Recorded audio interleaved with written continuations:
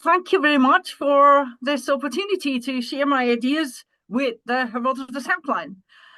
I haven't been the most reliable of participants in the past, but these seminars have really been inspiring for me and have helped me a lot in tackling Herodotus. So thank you, everyone, and I hope I can kind of make a worthy contribution here. This work is part of a big and seemingly endless book project on the Peloponnesian League. I guess, as they would say in Hollywood, this project is a bit stuck in development hell as our workloads are getting bigger and bigger, and we seem to be stumbling from a pandemic into a financial crisis for universities. So my hope for now is to publish some of this work I've done so far as articles. And I'm therefore very grateful for this chance to see whether my ideas can make it past the Herodotus experts.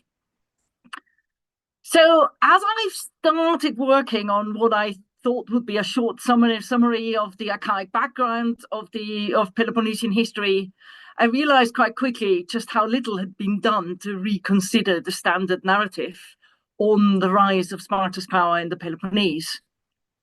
If you look at the standard account that serves as the basis of textbooks and other work on related topics, it is clear that we're dealing with a story that is based on a few passages in Herodotus, combined with Saint Croix's introduction of the Peloponnesian League and his origins of the Peloponnesian War of 1972. But even if we go into more detail, it is really quite surprising how little crucial, dare I say it, how little critical, perhaps revisionist reading of Herodotus has been done in relation to Peloponnesian history. My impression is really that while people who study other regions have moved on a long time ago, somehow we in the Peloponnese have been kind of stuck in past interpretations. Now, there is no doubt at this stage that the histories are a complex narrative which needs to be read with care if we want to gain any historical information from it. And often that information is not what one would assume at first glance. This is obviously not new to this particular audience, but this is where I'm coming from.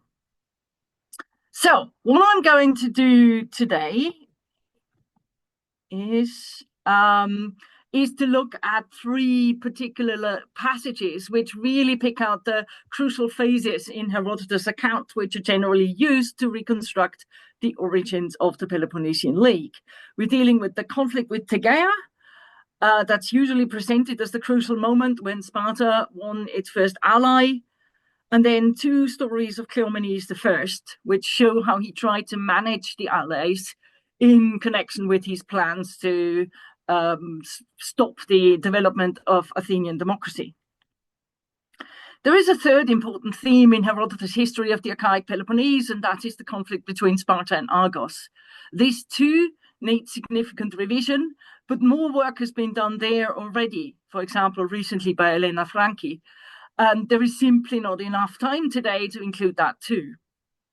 This part of Peloponnesian history is also less directly relevant to the origin story of the Peloponnesian League. So where is the revisionist approach? I'd like to show that if we read these accounts with care, we can see how they came about and what function they have in the wider narrative of the histories. And the result is that these passages really do not look like reliable historical reports, which means we have to find a new way of explaining the state of Sparta's network of alliances by the time of the Persian Wars, and later when conflict with Athens broke out. So let's be clear here. I'm not the first person who is skeptical about our traditional narrative of how the Peloponnesian League came about. This actually started with Kagan, who came up with a much more cautious approach, first published in 1969, so even 2 years before Saint Croix's book came out. And since then, there has been some further critique, especially by Corkwell, Yates, Volmatic, and very recently Wolitsky. But if you want to revise this history, we really need to understand what Herodotus is doing and how we can explain his particular take on the history of the archaic Peloponnese. This is what I'm trying to do here. And in the process, I hope to show that there are some serious issues with the standard narrative built in 20th century scholarship on exactly these crucial passages of the histories, especially following Sainte-Croix's interpretation. This narrative will need fundamental revision. All this is, of course, a precarious balancing act. While we can use alternative evidence to say that what Herodotus is telling us can't be right, we still have to rely on him to understand what we can know about the archaic Peloponnese. So all this relies on reinterpretation. On one hand, suggesting that we can't trust his narrative as a straightforward account, and on the other hand, still drawing on the histories, just in a different way, and alongside other sources where we can find them. Let's see what you'll make of my attempts to square this particular circle. If I want to argue that Herodotus' narrative can't reflect what actually happened, I need to explain how he arrived at his version of events. One crucial aspect of this reinterpretation is a search for the narratives of Herodotus' own time, which have shaped the history he heard and reported. This approach is not new, but it is also surprising how little it has influenced our interpretation of Herodotus' Peloponnese so far. Not least because developments in the Peloponnese were so vital to much of wider politics in mainland Greece during Herodotus' own lifetime. We can't know for certain when Herodotus was gathering much of his evidence. The 450s are a plausible starting point, and work on the histories continued well into the 420s, and perhaps, as has been discussed in these seminars more than once, well beyond the 420s. So throughout this time, the power of Athens was a given. The Persian Wars played a role in shaping the 5th century world of two opposing power blocks, which surely has a lot to do with Herodotus' own choice of his topic. But Sparta's route to becoming the other great power in Greece was rather less straightforward. The aftermath of the Persian Wars initially saw a weakening of Sparta's influence. With prolonged succession crises in both royal families, many old connections may have been lost. At any rate, there was a crisis of leadership. In the 470s and 460s, states which had been allied with Sparta by the time of the Persian Wars built their own networks, particularly in Arcadia, where Tegea seemed to have gained regional influence, while Argos also tried to consolidate its position after a long period of weakness. Then, perhaps in 464, Sparta was hit by a major earthquake, followed by a Helot revolt in Messenia that was an existential threat. Following this shock, Sparta began to rebuild its network of alliances in the Peloponnese, and really only managed to consolidate its influence again in the context of the conflicts in mainland Greece during the 450s and early 440s. The later stages of the First Peloponnesian War, or perhaps even if its aftermath, when the peace treaty the two sides concluded locked the two power blocks into place, is the most likely context for the creation of the more formal Peloponnesian alliance system, which established procedures such as league councils to vote on collective action, which we can observe in Thucydides' account of the Peloponnesian War. This 5th century process is not what I'm focusing on today, of course, but I think that a close reading of Herodotus shows how the stories he gathered were shaped by these momentous developments, especially the conflicts and new aspirations in the Peloponnese in the aftermath of the Persian Wars, which would have led some communities to rethink the history of their relationship with Sparta, creating new versions of the more distant past. Now let's get to Herodotus and the Peloponnese. Herodotus' story of Sparta's rising power has to be pieced together from various passages, which often digress from the main narrative, including flashbacks and stories presented as speeches. The first important piece of the narrative occurs in Book 1, a big section which interrupts the story of Croesus to give us meanwhile back in mainland Greece. Croesus is actually looking for allies in Greece, and he's surveying the most powerful states as possible candidates. As it turns out, this boils down to Athens and Sparta, and that's very specifically said in 156, 1-2. So we hear then how Athens ended up with its tyrant Pisistratus, and then Herodotus moves on to Sparta. He tells how they got a new constitution under Lycurgus, which led to new prosperity and ambitions. The next step is an attack on Tegea, which leads to dominance in the Peloponnese. This means that King Croesus concludes that Sparta was the most suitable state on the mainland for an alliance. If Croesus really had been looking for allies in mainland Greece around 550 BC, would that really have been the picture? Don't get me wrong, both cities, Athens and Sparta, controlled large territories and were important poleis. But would anybody at that time have described mainland Greece as being dominated by these two? There were other states with large territories and ambitions to assert influence. Elis or Thebes come to mind. Corinth's influence overseas also should not be underestimated. And in the north, Thessaly could assert considerable influence beyond its own territory. So I think there is already a sense that, I think we are seeing a kind of 5th century picture projected back onto the 6th century. And I think if you want to write that history, we obviously have to kind of bear that in mind. So the foundation story of the Peloponnesian League is kind of part of this Croesus investigation narrative. And so what we have is that Sparta's improved fortunes lead to the ambition to control more territory, specifically Arcadia. There is a misleading Delphic oracle, of course there is, which seems to promise the conquest of Tegea, if not the whole region. But this first campaign ends in failure. Spartans are taken prisoner and bound with chains that they'd brought for the people they'd hoped to capture.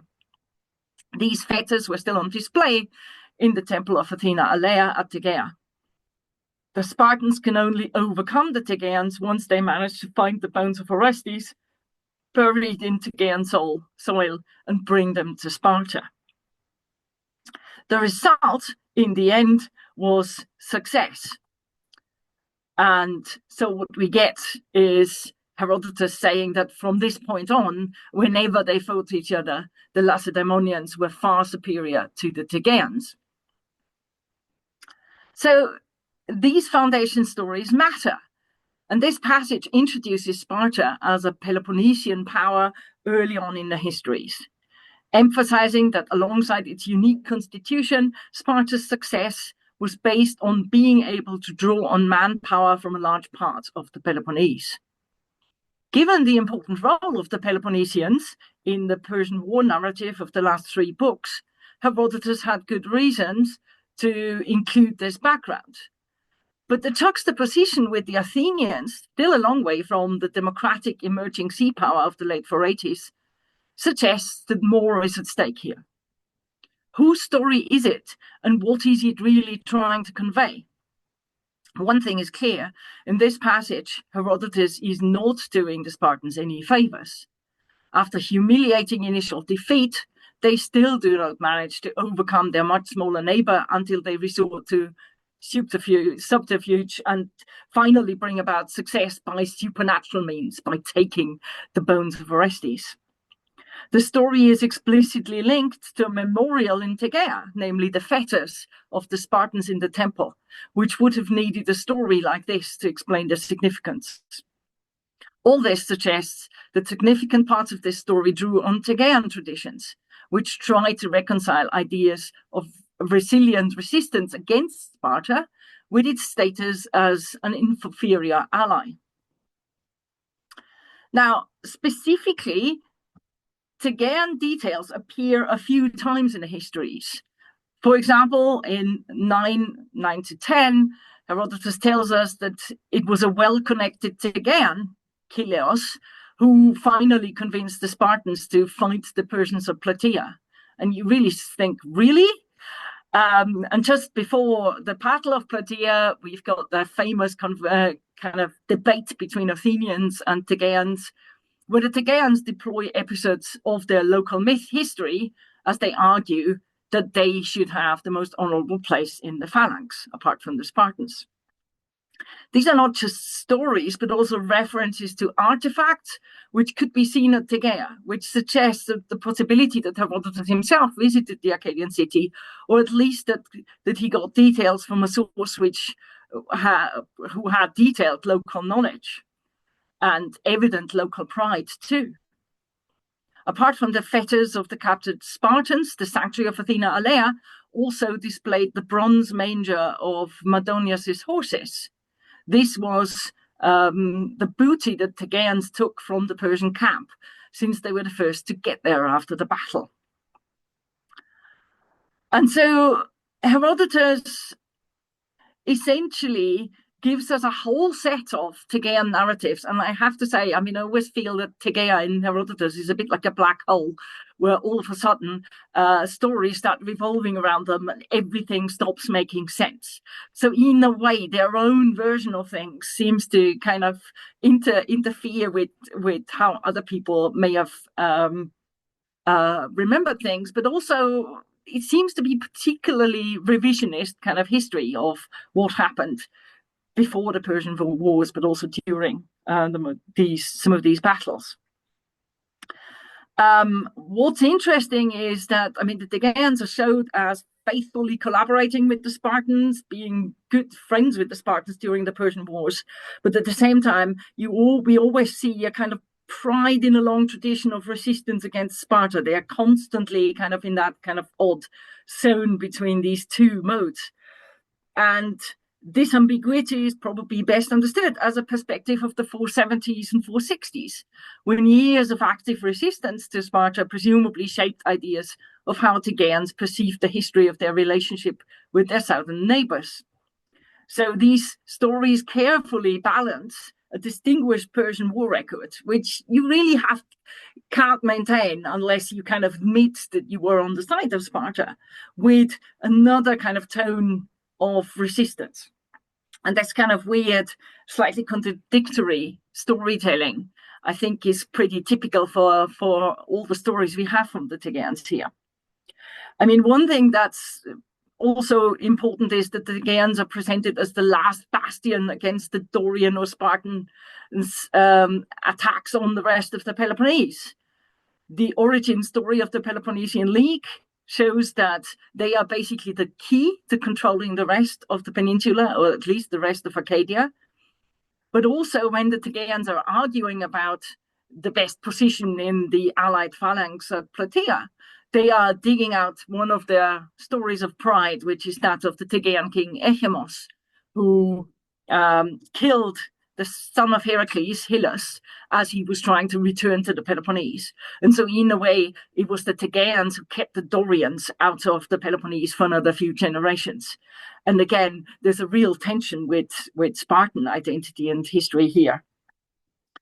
And so the focus on Tegea in Herodotus' foundation story of the Peloponnesian League is a fascinating glimpse into local tradition at Tegea, but unlikely to be a good historical source for how Sparta managed to get so many Peloponnesian states on side by the early 5th century. This process must have looked different. Herodotus really glosses over this process completely. He finishes the account of the Spartan success in Tegea in these very general terms. So, they take the bonus of Orestes. After that, they were always superior to the Tegeans in all battles. And then by the time of when Croesus inquired about states in mainland Greece, the Spartans had subdued most of the Peloponnese. It's not clear how this happens, and it is a very oddly told story too. Now, Herodotus actually completely omits what was undoubtedly a long, complex process of alliance building. It's not one fight in one place that makes that happen. And the biggest missing pieces in the narrative are actually Messenia and Elis. And yet, it is likely that they played much more significant roles in the development of Sparta's Peloponnesian network than Tegea ever did. Sparta's status as one of the most powerful poleis in Greece was based on their control of land and people in nearby Messenia, in the southwestern Peloponnese. even if the rich tradition of the Messenian Wars developed only later, it is still remarkable that Herodotus has no story to tell about Messenia. Conflict between Spartans and Messenians at some point before the Persian Wars is mentioned in passing. And it is clear that Herodotus was aware of the Helot revolt of the 460s. I mean, he mentions it in 347, 549, 8. And also a few times in Book 9. This also means that Sparta's earliest interest in Arcadia did not affect Tegea, but southwestern Arcadia, because of the easiest route to Messenia, which goes through the area where Megalopolis was later founded. Incidentally, that's the area, and not actually Tegea, that also has significant mythical links to Orestes. I'm just trying to. I hope you can see my cursor here on the slides. But I mean, essentially, if you want to go from Sparta to Messenia, you have to go through this bit of southwestern Arcadia to get there. And we have all sorts of evidence that Spartan influence there was very strong. So, I mean, Tegea is absolutely certainly not the first part of Arcadia where the Spartans gained influence. Then we also have Elis, which clearly played a very important role in its own right. And again, it is actually really surprising how little space they get in Herodotus. Of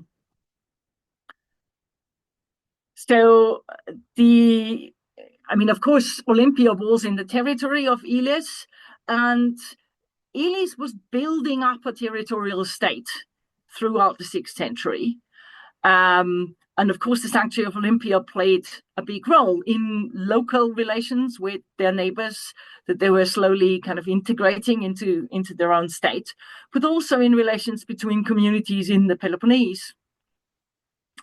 And so what we have, and I think that is particularly striking for Peloponnesian ambitions, is that there is the Heroine of Pelops, and that was given a monumental makeover around 600 when the whole sanctuary was kind of remodeled. Probably, we can't be entirely certain, but probably by Elis even at that point. And so this alone suggests some kind of claim to an important role in the Peloponnese, because after all, Pelops is the eponymous hero of the Peloponnese. But also, it is clear that there are very close connections between the Spartans and Olympia for a very long time back. So actually, that goes, Laconian material is found there from the late 8th century onwards. But particularly from about 600, Sparta seems to have developed a very close relationship with Olympia. We see actually some evidence of the close diplomatic connections. There are also, I'm always slightly obsessed about the roof tiles, but there is a sudden change to Laconian roof tiles in Elis. Do roof tiles have something to do with political connections? Who knows? But in any case, and Laconian material also turns up in a lot more. There's a lot more of Laconian material then. It seems very likely, I think, that the intensive regional network actually began here around Olympia rather than in Tegea, which is quite an unlikely candidate for that kind of thing. So Herodotus' account here is shaped both by certainties in the interstate politics in his own time, potentially the selection of his informants, and perhaps most importantly, by his own requirements as a narrator, foregrounding the protagonists in accounts of the Greek defense against the Persians later on. Now, if you look at the Persian Wars, of course, particularly the Battle of Plataea, the Eleans weren't actually there, and the Tegeans were one of 3 states that actually got involved in the fighting. So there's a reason to kind of introduce that state as opposed to perhaps focusing on some others. And so it seems that the whole history of the Peloponnese is kind of revolving around how the Persian Wars turn out in Herodotus' own account. And I think it is important to understand that. I mean, looking at how the traditional kind of history of the Peloponnese is told, it's so clear how absolutely literally people take Herodotus. And I think that actually discounts his really, interesting kind of involvement in his own text as a narrator. And I think that's really important. And I think as historians, we've often not counted that enough. So it is important to think about that. So, right. So we've looked at the kind of foundation story of the Peloponnesian Lake. I'd like to move on now to the next bit where we've got, apparently in Herodotus, accounts of how the Peloponnesian League actually turns into a kind of properly organized alliance of states with institutions and so on. And again, so based on Herodotus, the traditional accounts of Peloponnesian history have assumed that league structures, and I'll give you the whole thing again with some text now added. So we've got, it started really with Larsen's very influential articles on the constitution of the Peloponnesian League, and then St. Croix really dominates the picture. But even in 1994, we've got Baltrus's book, Simokian's Pondi, which is really important in all sorts of ways. I've just realized,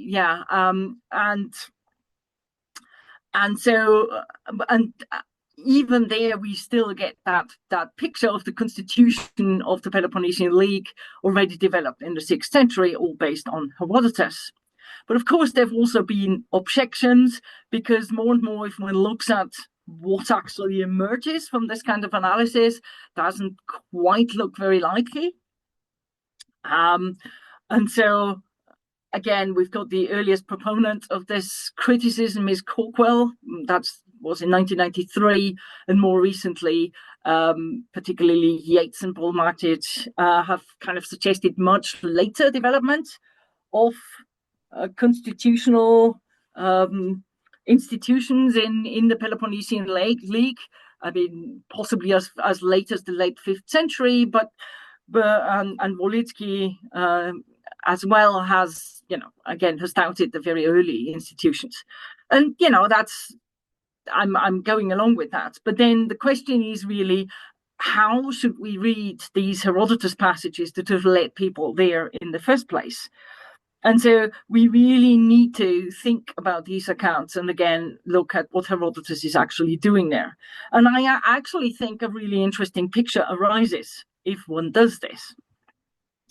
So the first of these passages is set just after Cleisthenes had managed to introduce his democratic reforms in Athens, perhaps around 506 BC.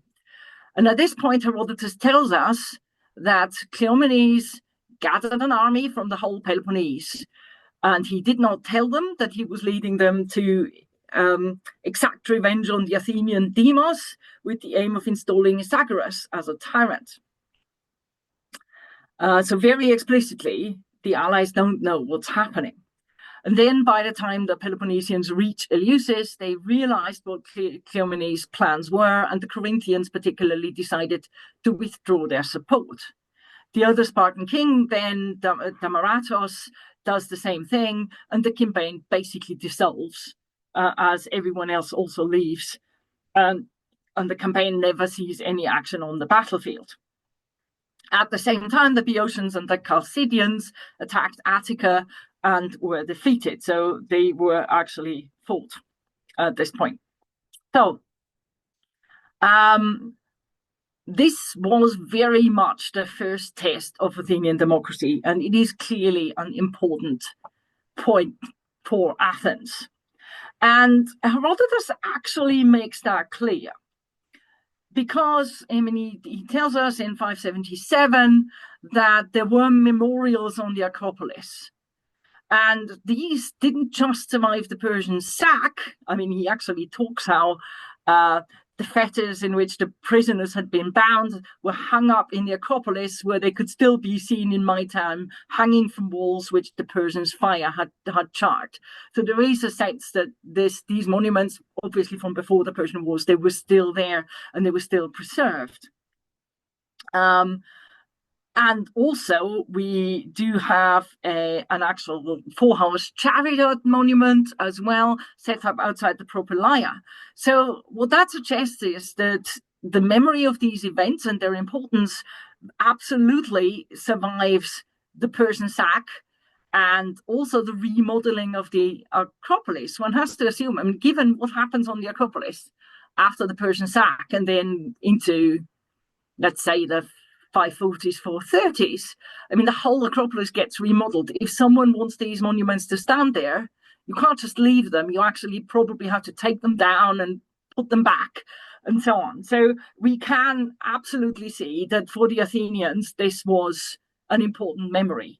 And clearly stories had to be told about it, because if Herodotus saw those monuments, presumably asked about their significance, someone could tell him what this was about. So these invasions actually matter.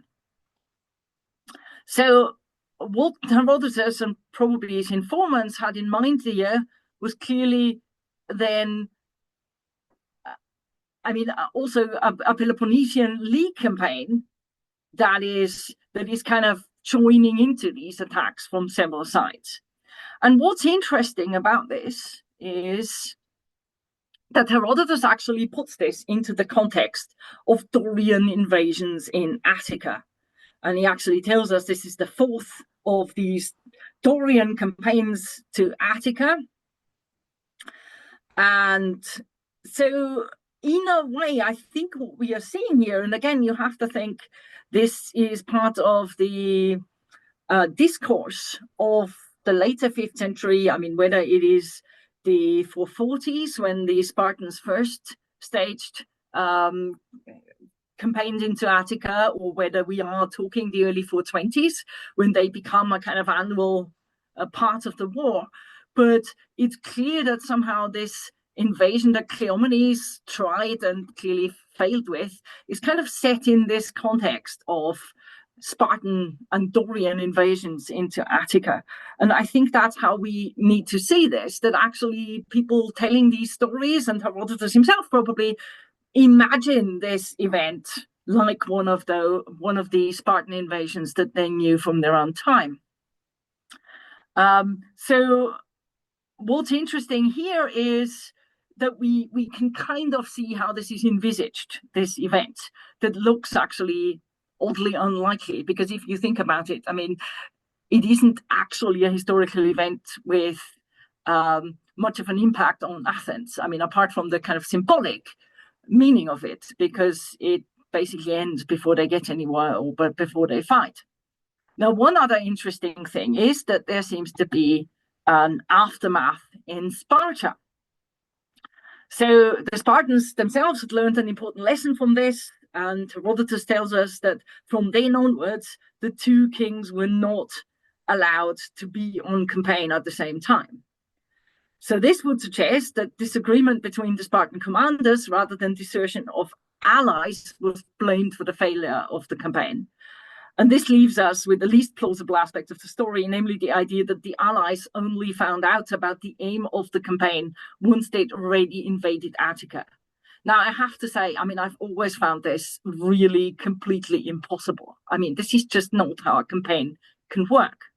Now, for St. Croix, I'll just give you the bits that actually point that out very much explicitly in 574 and 575, that the allies really didn't know and then find out at some point.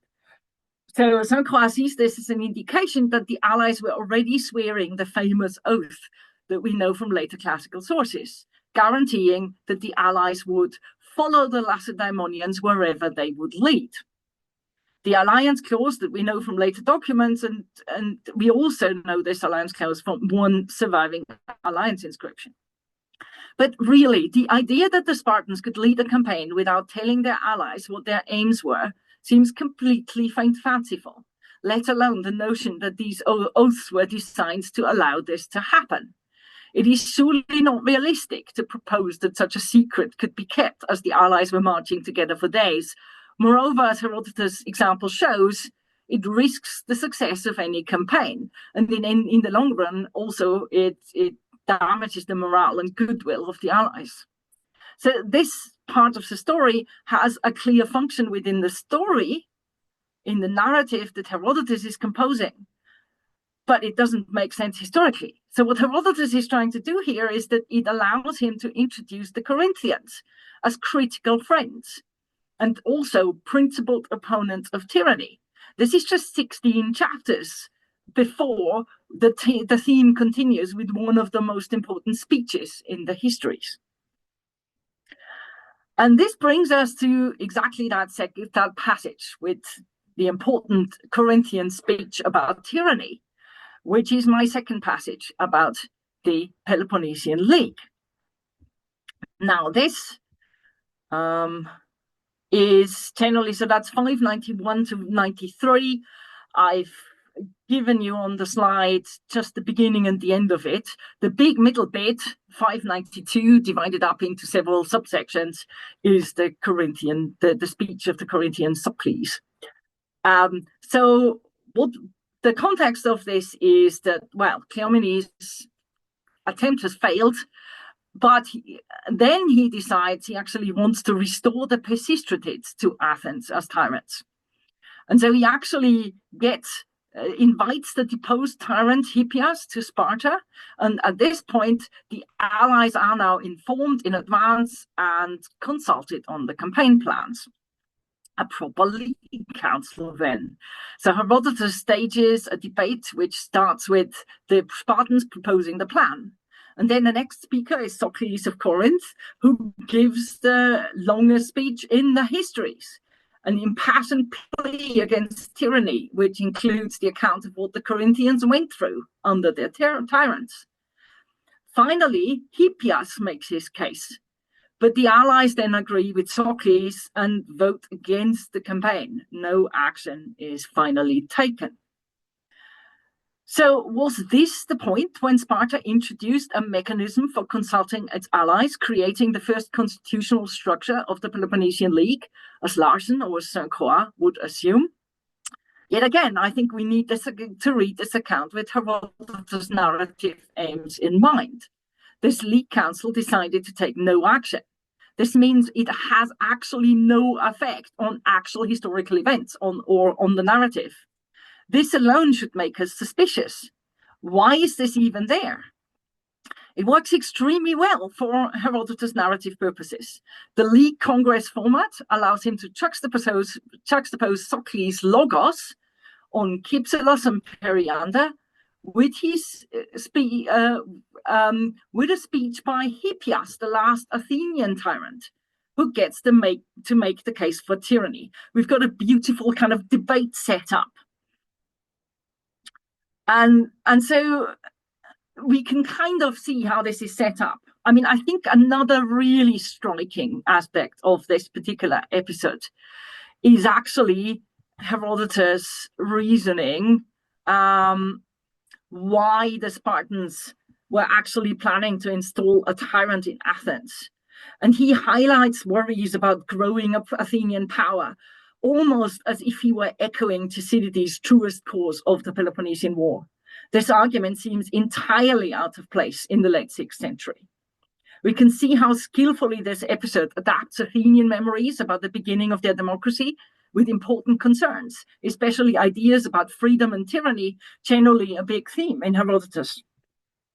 The shape of the army from the whole of the Peloponnese is distinctly secondary and almost certainly shaped by the experience of very real Spartan campaigns of the later 5th century.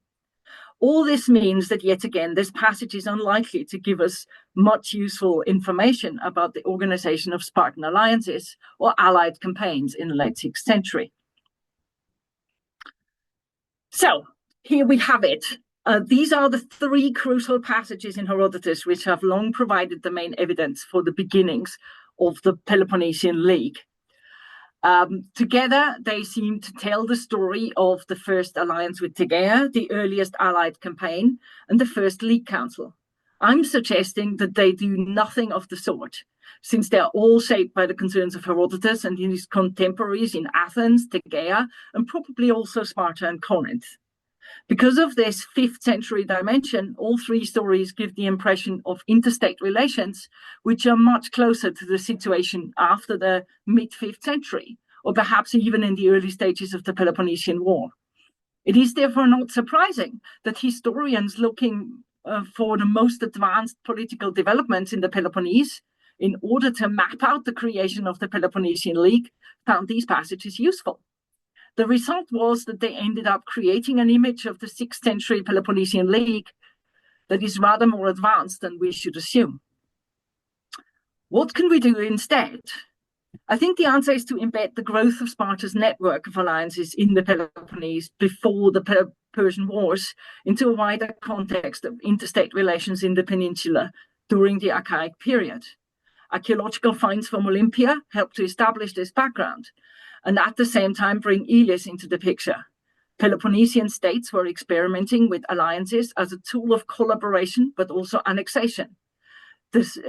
Some of the earliest examples of written state treaties were found in Olympia and involve Elis and small communities in its vicinity. The Spartans seem to have been very skillful in making friends in many places, in some cases exploiting connections with political factions and building on those in the wake of major upheavals and changes of government. They were clearly very successful in making friends and influencing people during this period. A lot of this fell apart after the Persian Wars, which made it quite a bit harder for Herodotus to piece together a picture of what had happened so many decades earlier. This is a cautious tale. Our main narrative of the history of mainland Greece is so well established. Most of us probably encounter it in first-year lectures before we head off to look into aspects of ancient history, which are rather further from the mainstream. And yet, there are some aspects of this history, especially where it is based on Herodotus, that strains credulity if you give it a closer look. And these 3 passages I've discussed today are just part of the work that still needs to be done. Thank you very much.